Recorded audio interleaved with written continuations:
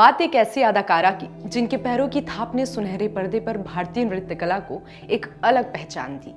वो अदाकारा जिन्हें बड़े पर्दे पर प्रेम की देवी माना गया, और वो अदाकारा जिन्होंने भारतीय नारी को एक अलग पहचान दी।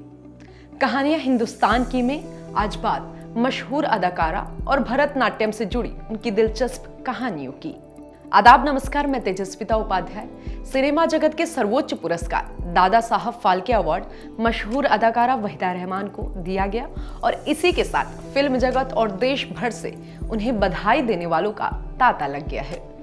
वहीदा रहमान अपने जमाने की नामचीन अदाकाराओं में शुमार रही, लेकिन शायद बहुत कम लोगों को मालूम है कि वो एक प्रोफेशनल भरतनाट्यम डांसर भी हैं।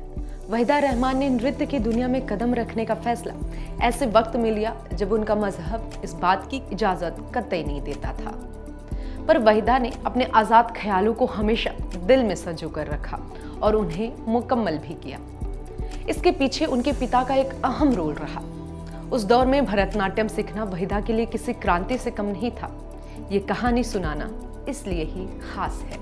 वहीदा जी ने नृत्य का प्रशिक्षण भरतनाट्यम के मशहूर गुरु तिरुचंद्रम मीनाक्षी सुंदरम पिल्लई से लिया था।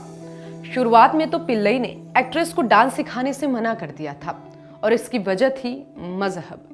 वहीदा रहमान भरतनाट्यम सीखना चाहती थी, इसके लिए उन्हें गुरु की तलाश थी। वहीदा गुरु की शरण में गई तो उन्होंने इनकार कर दिया। गुरु ने कहा कि मैं मुस्लिम को भरतनाट्यम नहीं सिखाता, 4 दिन सीखोगी फिर घर और खानदान के डर से सीखना बंद कर दोगी। मैं ऐसे शिष्या नहीं बनाता जो तालीम अधूरी छोड़ दे। इस बात का जिक्र करते हुए वहीदा रहमान ने एक डांस रियलिटी शो के दौरान बताया कि मेरे एक दोस्त थे, मैंने उनसे कहा कि मुझे इन्हीं से सीखना है। मैंने बहुत जिद की तो मेरे दोस्त ने गुरु से बात की, जिस पर उन्होंने कहा अच्छा उसकी कुंडली ले आओ। अब ये दूसरी विडंबना थी, क्योंकि वहीदा मुसलमान थी और उनके मजहब में कुंडली नहीं बनाई जाती थी, पर भरतनाट्यम सीखने की उनकी जिद बरकरार रही। ये जिद एक 8 साल की लड़की कर रही थी। तब गुरुजी ने इस पर कहा अच्छा चलो इसकी जन्म तिथि दो, मैं खुद इसकी कुंडली बनाता हूँ। इसके बाद उन्होंने कुंडली बनाई तो बोले अरे ये तो बड़ी ताज्जुब की बात है, ये कुंडली दिखाती है कि ये लड़की मेरी आखिरी और सबसे अच्छी स्टूडेंट होगी। और यहाँ से वहीदा के नृत्य के सफर की शुरुआत हो गई। आजाद भारत के आखिरी गवर्नर जनरल सी राजगोपालाचारी से जुड़ा एक दिलचस्प किस्सा भी वहीदा रहमान ने सुनाया। एक बार सी राजगोपालाचारी विशाखापट्टनम आए थे, जहां उनका कोई कार्यक्रम होना था।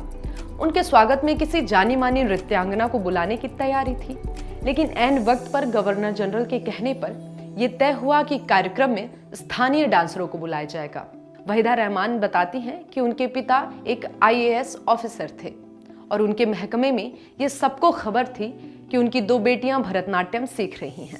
इसलिए कार्यक्रम में वहीदा और उनकी बहन को डांस करने का मौका मिल गया। जब सी राजगोपालाचारी को मालूम चला कि वहीदा मुसलमान हैं, तब उन्होंने उनके पिता को बुलाकर इस बात की तारीफ की। उनके धर्म में नाच गाने को लेकर पाबंदियों के बावजूद उन्होंने आजाद ख्याली को चुना और बेटियों पर किसी भी तरह की रोक नहीं लगाई। इस बात से राजगोपालाचारी काफी प्रभावित हुए। उनकी नजर में यही असली हिंदुस्तान था। समाज की ऐसी खूबसूरत तस्वीरें ही देश की हिंदुस्तानियत की पहचान है और यही है जो इंसानी रिश्तों को मजबूत करती हैं। DNN 24 देश की ऐसी ही खूबसूरत तस्वीरें आपके सामने लेकर आता रहा है। ऐसी तस्वीरें जो लोगों को जोड़ती हैं, क्योंकि ऐसे ही तस्वीरों से तो बनती है कहानियां हिंदुस्तान की। जो है आपके आसपास, आपके शहर का खास, वो दिखाएगा आपको DNN 24, आपका अपना डिजिटल न्यूज नेटवर्क। तो फिर कीजिए लाइक, सब्सक्राइब और फॉलो।